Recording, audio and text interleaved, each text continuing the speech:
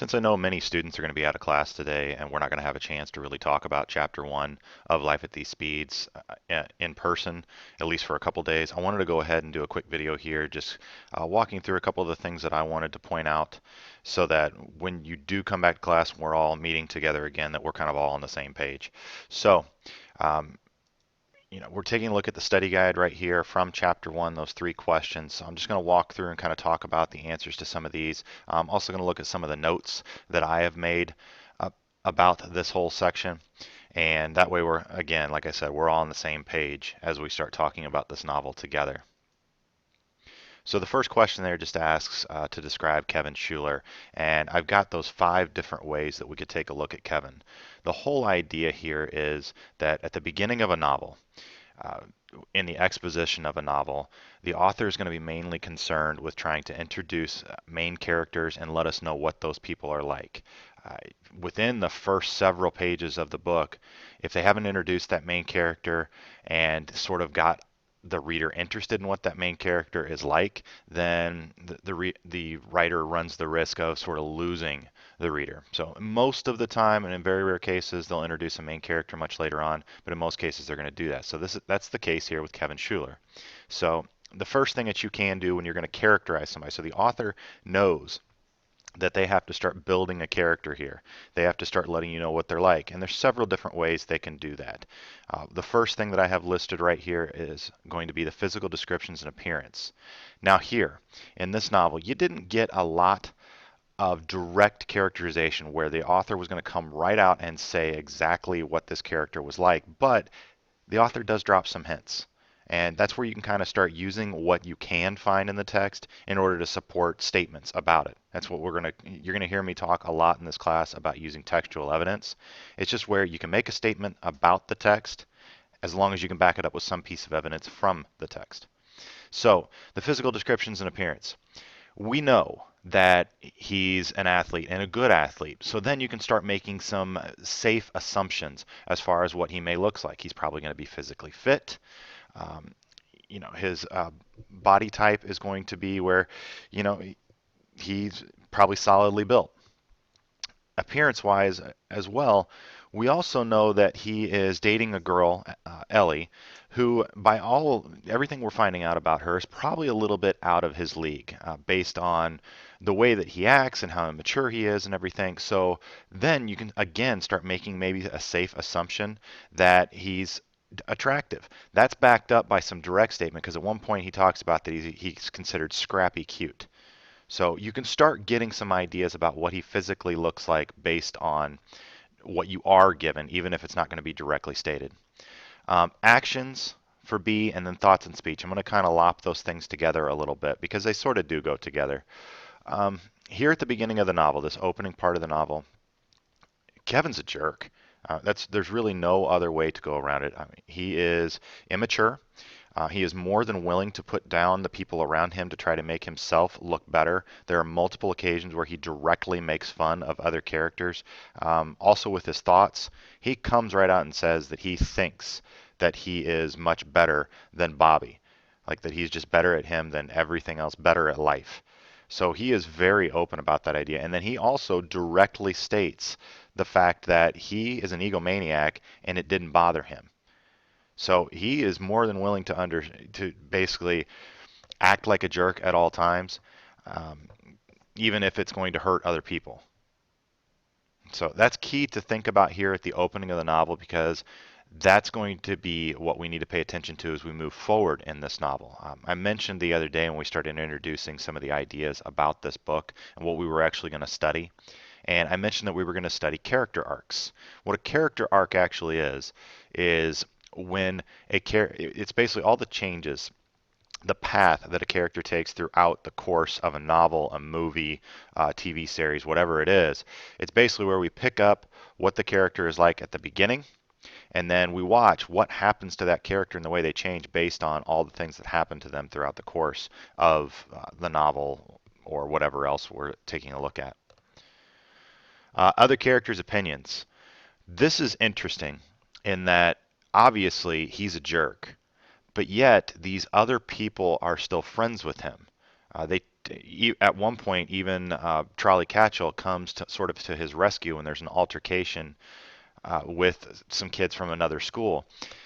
So, what is it about this kid, that Kevin, that makes it where even though he's a jerk to everybody else, yet he still is able to maintain these relationships? People want to be around him. So he's an interesting character in that fact. Something else to think about there is, he acts the way that he does, says some pretty horrible things to his girlfriend, Ellie, right at the opening of the novel, and yet she laughs it off. So, what that allows us to do is start thinking about what's going on there. What is it about this kid? What are we going to find out about him later on, that even though he acts like such a jerk, that he's still sort of this, excuse me, this attractive force that's going to bring other people around him. Any other noteworthy details? That's going to be for you to think about. What were the things that stuck out about Kevin? Just as you read, what were the impressions that you got? Those kinds of things. Moving on to number 2. What happens at the end of this chapter? They are cryptic about it, although you can start piecing things together about exactly what was it that happened here at the end of the chapter to Kevin's teammates. Obviously, Kevin rides with his parents home from this track meet, and the rest of his teammates end up riding on the van. What you can piece together is that all of his teammates die. We'll find out later on more details about this, and you can still, like I said, piece it out from the very end of the chapter, about page 15, 16, and 17, that the van ends up going off the bridge, falls into the river below, and either his teammates die in the crash or they drown. So basically, what the situation here is, Kevin loses every teammate. And if you also pick up some other things from the chapter, you're going to find out that he's from a very, very small school. Pretty much every kid except for a couple is on that track team. So essentially what happens is all the kids that are in his grade, and yeah, let me correct that, it's not everybody in his school, it's in his grade. Everybody that is in his grade is now gone. It's him and a couple other kids. So the world that Kevin knew, because again, he's in a small school, he's around the same people all the time, which maybe explains why he gets away with saying some of the things that he has said to them and done to them, because they've just known him for years. Maybe they know that he's like that. Maybe they know there's something deeper underneath, this immature front. But that's gone. The world that he knows is now gone, and obviously that's going to have a huge effect. Now we got to see what actually is going to be the specific effect of all of that. Moving on to number 3. What is significant about the fact that the last word Kevin ever says to Ellie is Montana? So there's this conversation going on, and part of what's going on in this first chapter is that the author is establishing what kind of relationship it is between Kevin and Ellie. And I think the author does a decent job of showing us that maybe it's a little bit more than what you would consider like your typical middle school relationship. So there's a little bit more there.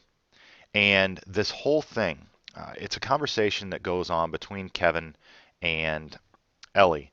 And Kevin gives us a little bit of background on it. It's this thing they do where Ellie wants to move to Montana. Like they're in their adult life, if they were to get married or live together, she wants to move to Montana. Kevin, on the other hand, wants to move to Boston. So it's always this game they play going back and forth about where they're actually going to live. And right as Kevin is getting ready to leave Ellie, as she's getting ready to get on the van, he says to her, Montana. Now, if we start reading into this a little bit, like what does it actually mean? I mean, sure, he's basically saying, okay, we'll go ahead and live in Montana. But if you read a little more deeply into this and start figuring out what does that actually mean about Kevin, here it is. Kevin, this jerk of a character that we've been shown multiple examples of why he's not a very likable character, and yet when it comes down to does he want to be selfish and say, well, we're going to live in Boston because that's what I want to do, or is he willing to go ahead and be a little selfless, especially when it comes to Ellie? He's willing to say Montana instead. And sure, we get this front of Kevin, of him being a jerk and being selfish, looking out only for himself, yet we also get this little nugget of him being sensitive. So it creates a question for us to think about as we continue reading the novel, trying to figure out what is this kid actually like? Because we were just to go with what we have so far, um, we probably wouldn't like him. But now there's maybe a chance for some redeeming qualities as well. Taking a look at these notes, just a couple of the things, and I'll let you read through a lot of these. I'll touch on a couple main points, but I'm not going to read the entire thing to you. Characters, obviously, here at the beginning of a novel, the author, if we're in the exposition, what the author is trying to do is give us the basic situation and start introducing the essential elements for what we need for the story. So characters are going to be a big part of that. Think about who the main character is. Obviously, that's a pretty easy question, but also think about the minor characters, and more importantly, which of those minor characters seem to matter right now. Characterization right here. Characterization is a huge deal for authors. I mean, think about it that when a fictional piece of work, and even really, it doesn't have to just be fiction, it can be nonfiction as well, but anything told in story form, authors have to be able to tell us what people are like, what the characters are like. So these techniques for characterization are a big deal, and we'll continue studying that throughout this book. I would probably say, out of all the topics that we're going to cover throughout this book, that characterization stuff is going to be one of the big, huge things. Like a goal we're trying to get out of reading this book is taking a look at what exactly do authors do to create characterization, and how effective has this author been in creating this character. For conflict.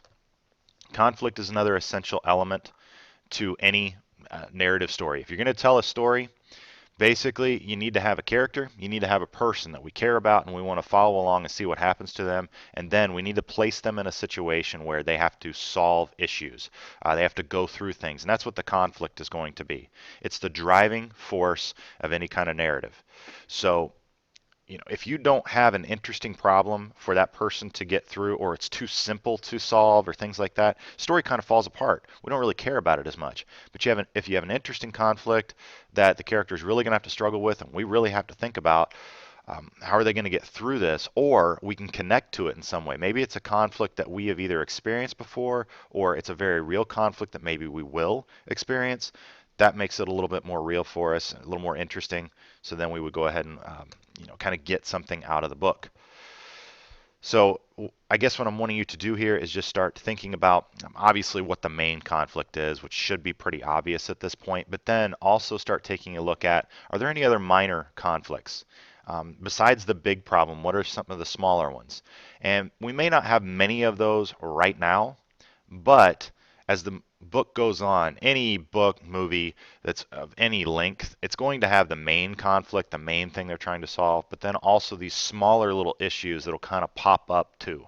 And we'll take a look at that as we keep working through the book. So again, I just wanted to touch base on everything, make sure that we had sort of talked about the same things, because a lot of the stuff I talk about in this video here, we're also going to talk about during class with the people that are here. So hopefully this helps you out. Send me an email if you have any questions or anything. Thanks for watching.